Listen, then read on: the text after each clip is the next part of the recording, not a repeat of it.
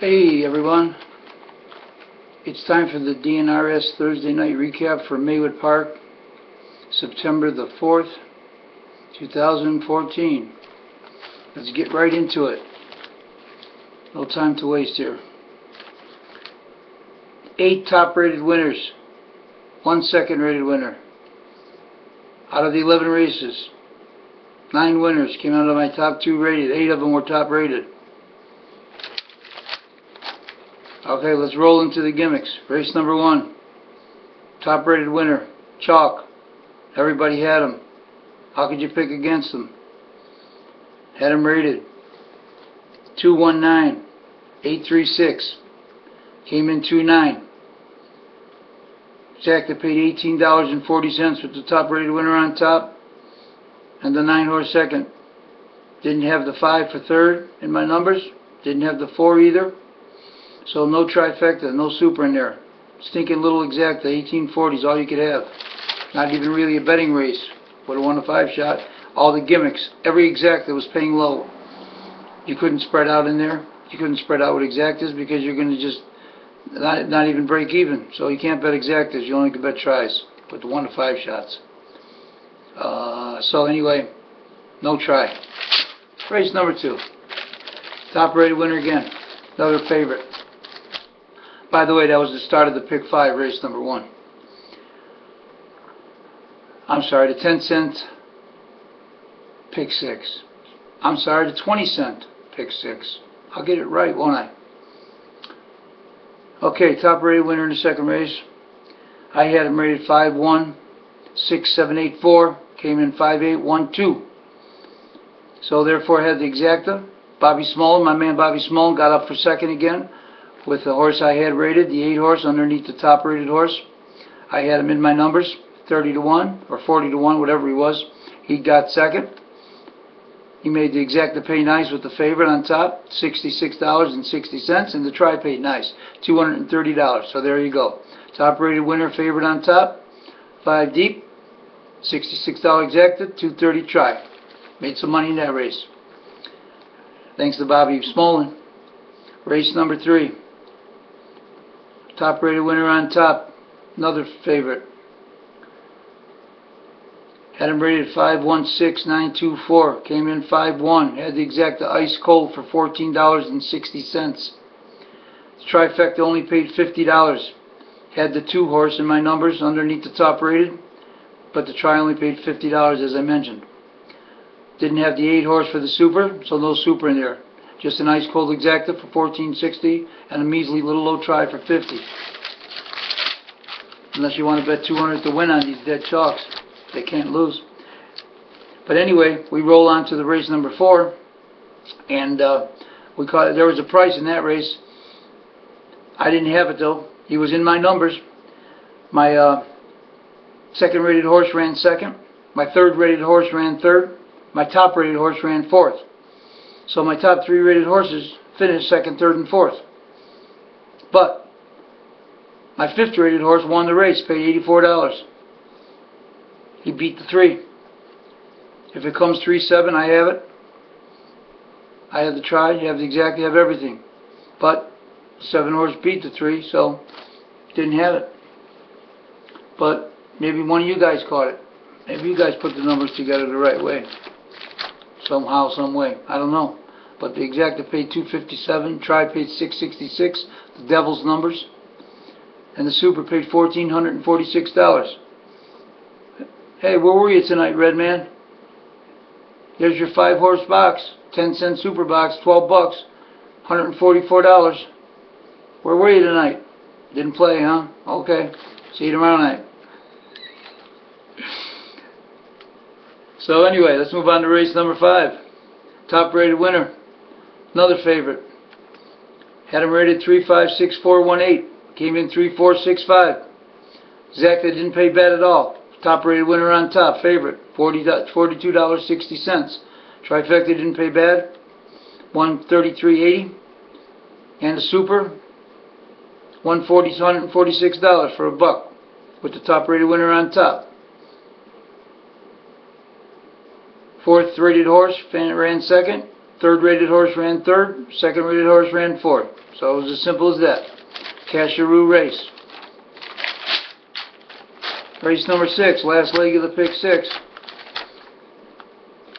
Thought this would pay more than it did. With that bomb in there, even though the other races were chalks, I guess.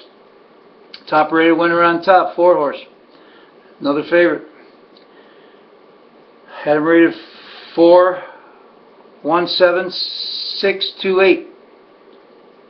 Came in 4-2-6-3. So, top rated on top. The 2 and the 6 underneath that were in my numbers. Measly $9 exacta. Can't do much with that. Trifecta $69.40. I think the pick 6 paid $480 or something like that. It wasn't a bad payoff at all. I had 1, 2, 3,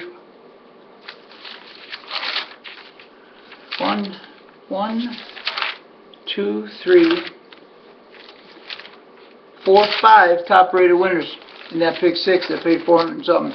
And then that 7 horse that I had rated 5th. I tell you what I did, and this is the truth. I bet some small tickets on the pick 6 because I don't like to bet the race. I took down a couple pick 6 pools a year or so ago, all by myself there at Maywood. Paid $1,500. One of them paid $1,800. I took it down all by myself. Got the whole pool. I don't bet them that much anymore now that they went to 20 cents. And I put a little bit of money in it now and then. There's a little carryover tonight, a little bit of carryover, so I decided to put like $10, $12 into it. And what I did was I took all my top-rated horses, and I went top-rated, top-rated, top-rated, top-rated, and then in the last leg, 5 deep. Then I went top-rated, top-rated, top-rated, top-rated, 5 deep, top-rated. So in other words, what I did was I used all my top-rated horses in each leg, but in each leg I also went 5 deep. So what happens is in the first 2 races, of course, top-rated won. First 3 races, take it back. Wait, what race did it start in? No, it started in the second race. So yeah, first two races, top-rated won, first 2 legs. Then I had that 7 horse because, like I said, I went 5 deep in the tickets. They're only like $1.20 a ticket. That's all it costs, $1.20 a ticket. So I had it going. I still had it going with the $84 horse. Now I need in the 5th, 6th, and 7th races. I need all my top-rated horses to win for me to catch the pick 6. Next race, the top-rated horse wins the 3, so I'm still alive. 6th race, top-rated horse wins again the 4th, so I'm still alive. So going into the last leg, I'm alive with the 5 horse, my top-rated horse. They bet him down to 2-1. I figured this horse, you remember this horse, he'd been racing it, running aces, but big speed horse, always used to go to the top at Maywood. He won several races there, a lot of speed. The track was pretty front tonight. And I figured out there's no speed inside of him outside of the 1 horse. He's got a little bit of speed, but I don't think he'll park him. And what happens? He leaves, the 1 leaves, and this goof on the 8 horse comes out of there with making a statement. For the 8 hole, this guy's going to leave with the 8 hole. I don't care if this horse got a little bit of speed or not, but Gary Rath leads with the 8 horse. So the 5 doesn't go to the top because the 1 horse is pushing the pace off the rail, and the 8 decides to go battle him, so the 5 drops in 3rd. You know, now he's going to have to pull, you know. I've seen him race from behind before at Maywood, you know, off the pace a little bit, even though he's a front runner. He's done it, and he's pulled and brushed right to the top win. Well, guess what? He gets away 3rd. Warren gets away 4th with the 9 horse. He's my 2nd rated horse, the 9. And 5 doesn't pull. Wolfong doesn't pull.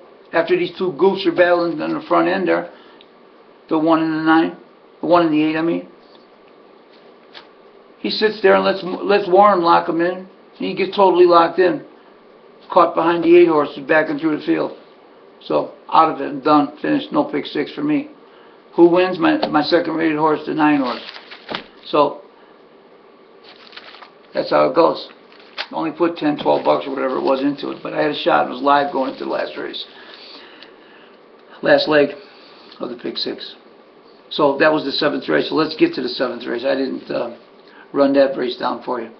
In the 7th race, they came in 9.614. I had them rated 5.9641.3.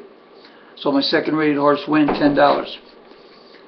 My third rated horse ran second, and then I had the 1 horse in there and the 4 underneath the top 2 rated in my numbers. So Exacta paid $55. Tri paid $174, and the Super paid $244 for $1. So that was a nice, decent payoff with the second rated horse on top. Top 2 rated on top, 5 deep, as always. So anyway, I didn't hit the pick 6, but I caught that race, so I was a little bit happier. My pick 6 was paying $289 with the 5, paid $480 with the 9. Anyway, that's how it goes. That's life in the big city. Anyway, let's move to race 8. Race 8, another favorite. Top rated winner, favorite. Had him rated 239.764. Came in 2.639. No Super in that race, so didn't mean nothing there. Exacta paid $13. The 290, the 2.6 Exacta, and the trifecta paid $107 for the tri, with the favorite on top, top rated favorite on top. So there you go. Another winner. Not big prices tonight, but you got to take what they give you, like I always say. And moving into the 9th race, another top rated winner on top, the 2 horse. He had him rated 261.734, came in 2.315. I didn't have the 5 in the Super, just the trifecta and the Exacta. 2.31. Top rated on top, had the 3 horse underneath my numbers. Had the 1 horse who ran 3rd, rated 3rd. Exacta paid a decent $38, and the tri paid $86 with another favorite on top, top rated. And moving on to the last race, the 10th race, moving on to the 10th race, I should say, not the last race. Didn't have nothing. Didn't catch nothing there. 4 horse win it. I had him rated 4th. I didn't have the 5, nor did I have the 3. So that was a complete loser race there. Okay. Race number 11. Had him rated 5.79.142. Came in 5.74. The trifecta. Ice Cold Exacta paid $13.80. Rejoicing glad he didn't break this week, did he? Anyway, like I just said, the Ice Cold Exacta 5.7 paid $13.80, and the 4 horse was 3rd. That paid $46.60 on the tri. Not that big, but you know what? That's all it could be. Take the top 2 rated horses, go 5.7, 5.7 with 1.249. Bet yourself some $2, $3, $4 tries. Pick up the $46 plus double it or whatever you bet, and you know, bet a nice Ice Cold Exacta maybe. Pick up $13.80, bet it for 10. You know, make some money there because it was ice cold. What else could it be but 5.7 on top? So that's how it goes. All winners again. That's it. Winners, gimmicks. Nothing huge, but nevertheless winners, gimmicks. A few halfway decent payouts. 8 top rated winners and 1 second rated winner. That's it. That's it for tonight, Thursday. So anyway, tomorrow's another night, Maywood Park, Friday night. Got work to do. Got to rate, what do they got, 13 on Friday? 13 big ones. See what happens tomorrow night. And, oh yeah, and look forward to my next segment of my life as a Chicago harness racing trainer. Haven't had time to do that segment yet, where I'm going to talk about what happened to me with the M99 scandal and how I was sucked in it somehow, some way, by somebody, I don't know. You know, long story. It's going to be a long story. So, and I'm only going to talk about myself. That's it. Nobody else. What happened to me. Everybody else can find out what happened to the other people their own way. Okay, but I'm going to go through details and the truth and things that I observed and you know, stuff like that, and then carry you through the events and how it unfolded, for me anyway, and what I was put through. So that's coming, and I just got to have some time to sit down and do it. And it might take me 2 videos to do it, I don't know. But it'll come in the next few days, couple days, whenever I get time to do it. And as far as that goes, you know, nobody's ever going to stop me from telling my story of my life as a harness racing trainer in Chicago, Illinois. You know, that's my life, my story, my business, and I'm going to tell all the stories like I did in the previous ones about Eclipse and the racing office and the deal with the, you know, the drive, 6 horses winning straight, you know, all that kind of stuff. That involved me, because don't forget, I was on my own. I was on my own training with my own barn over at the farm when we had the farm. I was just by myself after 1986. From 87, 88, 89, all those years when I was winning hundreds of races, I was by myself then, with 2-year-olds like Pirate Laura and Pirate Rip, and you know, claiming 30 claimers for Barney Clausen and Ray Howard in the barn and everybody, Chuck Fink, Dominic Argentino. I was on my own, Dan Nance only. Okay, so there was things going on in those years that I was going through with the M99 scandal that I got sucked into somehow or dragged into, whatever the case may be. But yeah, I was on my own those years, winning races and killing them and knocking them dead. So that's what I'm going to talk about, my life in harness racing, Chicago harness racing. I don't need to talk about anybody else and what they went through, what they were doing, because I don't know what they were doing, to tell you the truth. You know, all I did was show up in the morning and work my ass off, trying to win races for owners and trying to win races for myself on horses I owned, trying to make a living, trying to make a name for ourselves. You know, I had to go on after 1984, and I had to prove to everybody that, you know, keep the name going, the Nance name going in the business, and let everybody know that, you know, they can't keep a good man down. And I'm not going to fold up, and I'm not going to succumb to stuff that you know, that I had nothing to do with. So I'm going to go on, and I'm going to win races, and I'm going to show everybody. And there's not going to be any problems. And there wasn't any problems for Dan Nance. You remember that. There wasn't any problems for Dan Nance. Win hundreds of races. No positives, no nothing. Okay? Ever. So, you know, as far as I'm concerned, I proved what I had to prove between 1986 and 1989. And maybe even 1986. We'll include that year, too. And 1985, for that matter. Okay? So that's what happened with me, and I'm going to talk about what happened to me, because I have a right to talk about it. And there's not a human being, there's no steward, racetrack owner, racing official, a person, this, that, the other thing, whatever you want to say, that's ever going to stop me from talking and telling the truth. Because one thing about it, you can always tell the truth. Because when you make up lies and you make up rumors about people, and you know, okay, and that's slander, that's libel, all right? Yeah, but when you tell the truth, you know, and when you tell the truth about something, and it's not a lie, you can talk about it as much as you want, okay?